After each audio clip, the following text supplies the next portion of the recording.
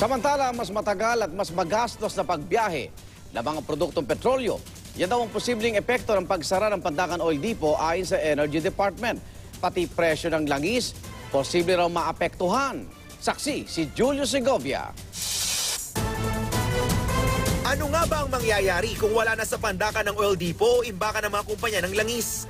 Tila sulyap dyan ang problemang idinulot ng pagkasira ng pipeline ng First Philippine Industrial Corporation o FPIC noong taong 2010. Isinara noon ang tubo na dinadaanan ng langis ng Shell mula sa refinery nito sa Batangas patungong Pandacan Oil Depot. Kaya ang mga delivery truck ng Shell noon, imbes na sa Pandacan kumuha ng langis para dalhin sa mga gas station, pumupunta pa sa Batangas.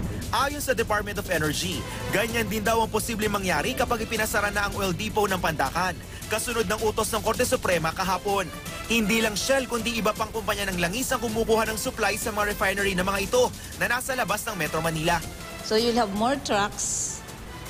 So pangdagdag siya ng traffic congestion and yung kadadagdag ka ng freight kasi iba yung transport cost mo using tank truck compared dun sa barge.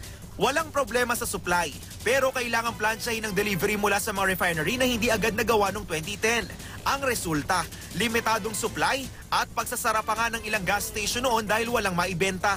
Hanggang 70% pa naman ang supply ng Luzon ang galing sa Pandacan Oil Depot, kung saan iniimbak ang mga langis gamit ang mga tubo o barge. Some stations may have problems but overall supply ng Metro Manila hindi dapat as in magkaroon ng disruption. So kamukha ng kaso ng LPG dati, yung suki mong tindahan pwedeng wala pero makabili ka naman sa iba.